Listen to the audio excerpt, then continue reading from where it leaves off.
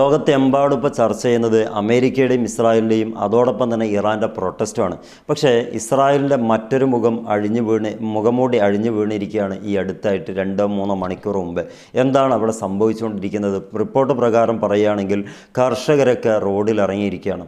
അവരുടെ വിൽപ്പന നടത്താൻ പറ്റുന്ന ഒരു രീതിക്ക് അവരുടെ കമ്പോളങ്ങളിൽ ഒരു സാധനത്തിന് വിലയില്ല. പഴങ്ങൾക്ക് വിലയില്ല, പാലിന് വിലയില്ല, അനുബന്ധമായിട്ടുള്ള ധാന്യങ്ങൾക്ക് അങ്ങോട്ട് കൊടുക്കും വിലയില്ലാത്തൊരവസ്ഥ അവിടെ സംജാതമാവുകയും അതിനനുബന്ധമായിട്ട് വളരെ വലിയ പ്രൊട്ടസ്റ്റിലേക്ക് അല്ലെങ്കിൽ ആ ഭരണകൂടത്തിനെതിരെ കർഷക സംഘം മുഴുവനായിട്ട് തിരിഞ്ഞ രംഗമാണ് നമ്മൾ കാണുന്നത്. പാല് കൊണ്ടുവന്നിട്ട് റോഡിൽ ഒഴിക്കുകയും അതോടുകൂടെ പറയുകയും ചെയ്യുന്നുണ്ട്, നെതന്യാഹു സർക്കാർ രാജിവെച്ച് പോവുക. ആയത്തുള്ള ഖാംനെയെക്കുറിച്ച് വളരെ വെണ്ടക്ക അക്ഷരത്തിൽ പറയുന്ന അതേ മാധ്യമങ്ങൾ തന്നെ ഈ വസ്തുത എന്തുകൊണ്ട് കാണുന്നില്ല എന്നതാണ് ഞാൻ അത്ഭുതപ്പെടുന്നത്. കാരണം അമേരിക്കയുടെയും ഇസ്രായേലിൻ്റെയും ഇറാൻ്റെയും വളരെ പ്രധാനപ്പെട്ട വാർത്തകളൊക്കെ കൊടുക്കുന്ന പല മാധ്യമങ്ങളും ഇത് മാത്രം എന്തുകൊണ്ട് മറച്ചു വെക്കുന്നു? അപ്പം നമുക്ക് മനസ്സിലാക്കാൻ പറ്റുന്നത് ഇറാനിൽ മാത്രമല്ല അവിടുത്തെ ജനങ്ങൾ തിരിയുന്നത്, ഇസ്രായേലും അവിടുത്തെ ഭരണത്തിനെതിരെ തിരിഞ്ഞുകൊണ്ടിരിക്കുന്നു. അതിൻ്റെ മൂർധന്യതയിലാണ് ഇപ്പോൾ എത്തി നിൽക്കുന്നത് എന്ന് മനസ്സിലാക്കാൻ പാകത്തിലുള്ള വീഡിയോ സഹിതമുള്ളതുണ്ട്. അതിൻ്റെ ചെറിയ ക്ലിപ്പുകൾ അല്ലെങ്കിൽ സ്ക്രീൻഷോട്ടുകൾ ഞാനിവിടെ കാണിക്കാം. വീഡിയോ കാണിച്ചാൽ നമുക്ക് വെറുതെ പണി വാങ്ങണ്ടല്ലോ എന്ന് കരുതിയിട്ടാണ്. എന്താണ് ഇത് അവിടെ സംഭവിച്ചുകൊണ്ടിരിക്കുന്നത് എന്ന് ചോദിക്കുമ്പോൾ, നെതന്യാഹു സർക്കാർ വന്നതിന് ശേഷം ആദ്യ സമയത്ത് പ്രശ്നങ്ങളൊന്നും ഇല്ലായിരുന്നു.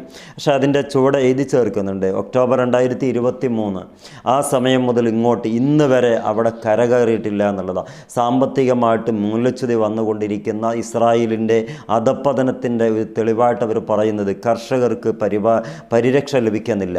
അവരുണ്ടാക്കുന്ന ധാന്യങ്ങൾ കമ്പോളത്തിൽ വിൽക്കാൻ സാധിക്കുന്നില്ല. അവർ മുടക്ക് മുതലിനേക്കാൾ വളരെ കുറഞ്ഞ വിലയ്ക്ക് ഇവരെടുക്കാൻ സാധിക്കുന്നുള്ളൂ, അല്ലെങ്കിൽ എടുക്കാനുള്ള വില അവർ നിശ്ചയിച്ച് വെക്കുന്നുള്ളൂ എന്നുള്ളത്.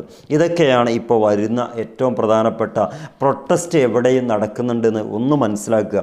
ഇസ്രായേലിൽ ഒന്നുമില്ല, വളരെ സുഖസുന്ദരമായിട്ട് നടക്കുന്നു എന്നൊക്കെ വ്യാമോഹിക്കുന്ന ആളുകളൊന്നും മനസ്സിലാക്കുക. നമ്മൾ അന്ധമായിട്ട് ആരെയും അനുകരിക്കുകയോ റിജക്റ്റ് ചെയ്യുകയോ കാര്യമില്ല. ഇറാൻ്റെതായിട്ടുള്ള ന്യൂസുകൾ നമ്മൾ പറയുക, ഇതൊരു അനലൈസാണ്, അല്ലാതെ ഒരു ന്യൂസ് റൂമിലിരുന്നിട്ട് ന്യൂസ് വായിക്കുകയല്ല ചെയ്യുന്നത്. അതുകൊണ്ട് തന്നെ എന്തും നമുക്ക് സത്യസന്ധമായിട്ട് പറയുന്നതിന് യാതൊരു മടിയുമില്ല. കാരണം നമ്മളിതായിട്ട് ലോകത്തെ ഒന്നുമില്ലാത്തത് കൊണ്ട് തന്നെ നമ്മളെ കണ്ണിൽ മുമ്പിൽ വരുന്ന ട്രസ്റ്റഡായിട്ട് തോന്നുന്ന കാര്യങ്ങൾ നമ്മൾ ഇതിലൂടെ സംസാരിക്കുകയാണ് ചെയ്യുന്നത്. നേരത്തെ ചെയ്ത വീഡിയോയുടെ താഴെ വന്നിട്ട് എന്തിനാ ഇങ്ങനെ ഇസ്രായേലിനോട് ഇത്ര വലിയ ദേഷ്യം എന്ന് ചോദിക്കും മറ്റൊരാളിട്ടിട്ടുണ്ട്. ഇറാനോടുള്ള വല്ലാത്ത അടങ്ങാത്ത ഒരു അഭിലാഷവും സ്നേഹവും ഉണ്ട്. അങ്ങനെ ഒന്നുമില്ല ലോകത്ത്. ഇപ്പോൾ വെനസ്വേലയുടെ സംഭവിച്ചതെന്താ? അതിനെ ന്യായീകരിക്കാൻ ഒരുപാട് ആളുകളുണ്ട്. തെറ്റ് ചെയ്താൽ അത് കൃത്യമായിട്ട് പണിഷ്മെൻ്റ് കൊടുക്കണം, അതിന് രീതിയുണ്ട്, അതിന് നീതിബോധമുണ്ട്. അങ്ങനെയുള്ള ലോകത്താണ് നമ്മളൊക്കെ ജീവിക്കുന്നത്. അപ്പോൾ അതിനനുസരിച്ച് ട്രംപ് അവിടെ കൊണ്ടുപോയിട്ട് അവർ തന്നെ ഉണ്ടാക്കിയ കോടതിയിലല്ല വിചാരണ ചെയ്യേണ്ടത്. കൃത്യമായി ഇവിടെ ഒരു പ്രതിപക്ഷമുണ്ട്, അഥവാ വെനസ്വേലയിൽ. അങ്ങനെയൊക്കെയുള്ള കാര്യങ്ങൾ പറയുമ്പോഴും അമേരിക്കക്ക് കൊയിലൂത്ത് നടത്തുന്ന ഒട്ടനേകം ആളുകളുണ്ട്. അതേപോലത്തെ ആളുകളാണ് ഇറാനെ വല്ലാതെ സ്നേഹിക്കുന്നു, ഇസ്രായേലിനെ വല്ലാതെ വെറുക്കുന്നു. അത് രണ്ടുമില്ല. നമ്മുടെ ലോകത്ത് സമാധാനമാണ് ആവശ്യമുള്ളത്. അത് നമുക്കെല്ലാവർക്കും ഉള്ളതുമാണ്. അതുകൊണ്ട് ഇപ്പോൾ പ്രൊട്ടസ്റ്റ് നടക്കുന്നത് ഇറാനിൽ മാത്രമല്ല ഇസ്രായേലിൽ നടക്കുന്നുണ്ട്. ഇസ്രായേലിൽ നടക്കുന്നത് കർഷകരുടെ പ്രൊട്ടസ്റ്റാണ്.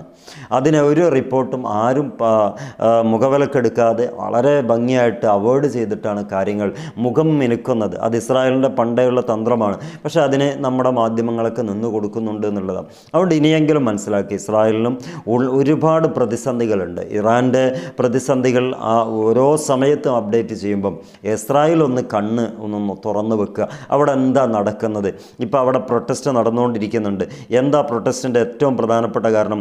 അവരുടെ ഉൽപ്പന്നങ്ങൾക്ക് യാതൊരു വിലയും മാർക്കറ്റിൽ കൊടുക്കുന്നില്ല എന്നുള്ളതാണ്. ഇന്ന് ഇത് പാലോചിക്കുന്ന രംഗങ്ങളാണ് കാണുന്നത്. ഞാൻ കൂടുതൽ കാണിച്ച പണി കിട്ടുമെന്നുള്ള പേടിച്ചിട്ട്, എന്നാലും നിങ്ങളിത് വിശ്വസിക്കണമല്ലോ, അതുകൊണ്ടാണ് ഞാൻ കാര്യം. ഇതിൻ്റെ സ്ക്രീൻഷോട്ട് ഞാനതിൽ കാണിച്ചു തരാം. എന്താണ് ഇസ്രായേലിന് പറ്റിയതെന്ന് ചോദിച്ചാൽ അവിടുത്തെ സാമ്പത്തികമായിട്ടുള്ള പരിതസ്ഥിതി തന്നെ. അതെങ്ങനെ ഉണ്ടായെന്ന് വെച്ചാൽ ഹമാസിനെ തോൽപ്പിക്കാൻ വേണ്ടി അരയും തലയും മുറുക്കി ഇറങ്ങിയതാണ്. പക്ഷേ എവിടെ എത്താതെ കാല് പിടിച്ച് കരാറിൽ ഒപ്പിട്ടുകൊണ്ട് മാത്രം ബന്ദികളെ മോചിപ്പിച്ചു. പക്ഷേ അവിടെ ശ്മശാന ഭൂമിയാക്കിയത് അവരുടെ ആയുധബലം, ആ ഒരു തിണ്ണബലം കൊണ്ട് മാത്രമാണ്. പക്ഷേ അക്ഷരാർത്ഥ യഥാർത്ഥത്തിൽ അമേരിക്കയും ഇസ്രായേലും ആ യുദ്ധത്തിൽ പരാജയപ്പെട്ടു. ഒരു അനലൈസ് ചെയ്യുമ്പോൾ നമുക്ക് പരാജയത്തിൻ്റെ ഏറ്റവും വലിയ ഒരു തെളിവായിട്ട് പറയാൻ പറ്റുന്ന ഒരു കാര്യമാണ്. എന്നാൽ ഇറാൻ ആകട്ടെ 12 ദിവസം കൊണ്ട് ഇസ്രായേലിൻ്റെ നിലം പരിശാക്കുന്ന രൂപത്തിൽ വളരെ നല്ല പെർഫോമൻസ് നടത്തി. ഇനിയിപ്പോൾ ഇസ്രായേലിൻ്റെ ഭരണകൂടം എങ്ങനെ മുന്നോട്ട് പോകുന്നു, ഇറാൻ്റെ ഭരണകൂടം എങ്ങനെ മുന്നോട്ട് പോകുന്നു, രണ്ടിനും അതിൻ്റേതായ പാകപ്പിഴവുകളും പാകങ്ങളും ഉണ്ട്. അതിൽ ഇസ്രായേൽ ഇപ്പോൾ ഒരു പ്രശ്നവും ഇല്ലാത്ത രാജ്യമാണെന്ന് കരുതേണ്ട. ഇസ്രായേലും നന്നായി പ്രശ്നങ്ങൾ കത്തിക്കാളി വരുന്നുണ്ട്. അതിൽ പ്രൊട്ടസ്റ്റായിട്ട് വരുന്നത് കർഷകരാണ്. അവരുടെ പാലൊക്കെ കൊണ്ടുവന്നിട്ട് റോഡിൽ ഒഴിക്കുന്നു. മറ്റനുബന്ധ മേഖലകളിൽ ഭ്രഷ്ട് കൽപ്പിക്കുക അഥവാ തടഞ്ഞു നിൽക്കുന്നു. അഥവാ അവിടുത്തെ ഏറ്റവും പ്രധാനപ്പെട്ട മേഖലകളിലൊക്കെ പോയിട്ട് ഇവർ സമരം ചെയ്യുന്നു. ഇറാനിലാകട്ടെ അവിടുത്തെ ആളുകൾ ഇസ്രായേലിൻ്റെ സഹായത്തോടെ, അമേരിക്കയുടെ സഹായത്തോടുകൂടെ ആയുധങ്ങളേന്തി ഭരണകൂടത്തിനെതിരെ തിരിയുന്നു. എല്ലാ രാജ്യത്തും ഉണ്ട്. പക്ഷേ ഇപ്പം ഇസ്രായേലും ഇറാനിലും നടക്കുന്ന പ്രൊട്ടസ്റ്റിന് കൂടുതൽ ഹൈപ്പ് ലഭിക്കാനുള്ള കാരണം അത്രയും സങ്കീർണമായിട്ട് മുന്നോട്ട് പോകുന്നത് കൊണ്ട് മാത്രമാണ്. ഒരു രാജ്യത്ത് ഇന്നിപ്പോൾ ഡൽഹിയിൽ നമ്മുടെ രാജ്യത്ത് എന്താ അവസ്ഥ, എല്ലാ പ്രദേശത്തും അതാത് വിരളിനത്തെ വീക്കമെന്ന് പറഞ്ഞ പോലെ അതിനനുസരിച്ച് രാജ്യങ്ങളിലുണ്ട്, പ്രശ്നങ്ങളുണ്ട്. പക്ഷേ ഇറാൻ മാത്രം ഒരു പ്രശ്നക്കാരൻ എന്ന് പറയുന്ന ഒരു അജണ്ട, അതൊരു PR വർക്ക് മാത്രമാണ്. അല്ലാതെ ഇവിടെയാണ് പ്രശ്നം മുഴുവനും എന്ന് പറഞ്ഞിരിക്കാനൊന്നും കഴിയില്ല. ഇപ്പോൾ ഇസ്രായേൽ പറയുന്നത് എന്താണ്, ഞങ്ങളുടെ രാജ്യത്ത് വളരെ ഭദ്രമാണ് കാര്യങ്ങൾ. അപ്പോൾ അതിൻ്റെ ഇടക്കാണ് ഇത് വരുന്നത്. അതുകൊണ്ട് തന്നെയാണ് ഞാൻ ഇതൊരു വീഡിയോ ചെയ്യാൻ ഉദ്ദേശിക്കുന്നത്. പിടുത്തം വിട്ടുപോകുന്ന കാര്യത്തിൽ ഇസ്രായേലും വന്നിട്ടുണ്ട് എന്ന് മനസ്സിലാക്കാൻ പറ്റും. ഇറാൻ ഭരണകൂടത്തിൻ്റെ പ്രശ്നങ്ങളും പ്രതിസന്ധികളും ഏതർത്ഥത്തിലുണ്ടോ അതിനേക്കാൾ ആഴത്തിൽ ഈ ഭരണകൂടത്തിന് അഥവാ ഇസ്രായേൽ ഭരണകൂടത്തിനുണ്ടെന്ന് നമ്മൾ മിനിമം മനസ്സിലാക്കുക. മിനിമലായിട്ട് അത് കാര്യങ്ങൾ മനസ്സിലാക്കുമ്പോഴാണ് രണ്ട് രാജ്യത്തിലും ഒരേ രീതിക്കുള്ള പ്രൊട്ടസ്റ്റുകൾ നടക്കുന്നുണ്ട്. ഒരു വിഭാഗം എന്താണോ ഉദ്ദേശിക്കുന്നത് അവിടുത്തെ സാമ്പത്തിക പ്രതിസന്ധി, ബിസിനസ്സുകാർ, ഇപ്പുറത്തെ ബിസിനസ്സല്ല, ആ രാജ്യത്തിൻ്റെ നട്ടെല്ലായി മാറേണ്ടുന്ന കർഷകരാണ് ഇസ്രായേലിൽ പ്രതിസന്ധി ഉണ്ടാക്കിയിരിക്കുന്നത്. ഇത് രണ്ടും ആ രാജ്യത്തിന് ഗുണകരമല്ല എന്ന് മനസ്സിലാക്കാൻ പറ്റും.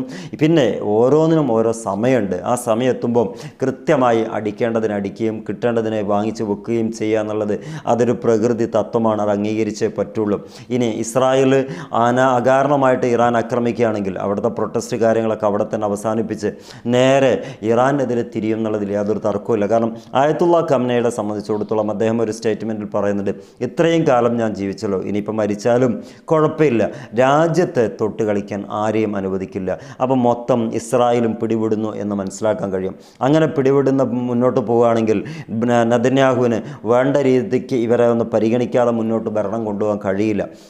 ആ ഒരു സിറ്റുവേഷനിലൊക്കെ ആകാം ഇപ്പോൾ യുദ്ധം ഇസ്രായേൽ ആഗ്രഹിക്കുന്നില്ല എന്ന് പറയാൻ കാരണം. നമ്മളൊക്കെ കരുതിയത് എന്തെങ്കിലും ഒരു ഒളിയാക്രമണം നടത്താൻ വേണ്ടിയിട്ട്, ഒരുപക്ഷെ അതും ഉണ്ടാകാം. അതിൻ്റെ പുറമെ രാജ്യത്ത് നടക്കുന്ന ബീഭത്സരമായിട്ടുള്ള ആ കർഷകരുടെ പ്രൊട്ടസ്റ്റ് ആയിരിക്കാം. കാരണം ഭരണകൂടത്തിനെതിരെ കർഷകർ തിരിഞ്ഞാൽ അത് വലിയ ഒരു പ്രതിസന്ധി രാജ്യത്തുണ്ടാക്കുമെന്നതിൽ യാതൊരു തർക്കവുമില്ല. അതുകൊണ്ട് തന്നെ ഇത്തരം വിഷയങ്ങൾ നമ്മൾ പഠിക്കുമ്പം വളരെ നോർമലായിട്ട് പഠിക്കാൻ നോക്കുക, ന്യൂട്രലായിട്ട്, അല്ലെങ്കിൽ ഇക്വാലിറ്റി കീപ്പ് ചെയ്തുകൊണ്ട് രണ്ടും സമമാക്കി മനസ്സിലാക്കിയിട്ട്. അല്ലെങ്കിൽ നമ്മൾ ഏതോ രാജ്യത്തിന് അടിയറവ് പറഞ്ഞ വാർത്ത അല്ലെങ്കിൽ അനലൈസ് ചെയ്യുന്ന ഒരാളായി മാറും. അതുകൊണ്ട് തൽക്കാലം നമുക്കതിൻ്റെ പണിയില്ലല്ലോ. അപ്പോൾ ഇപ്പം ഇസ്രായേൽ നല്ല രീതിക്ക് അവിടെ പ്രക്ഷോഭങ്ങൾ നടക്കുന്നുണ്ട്.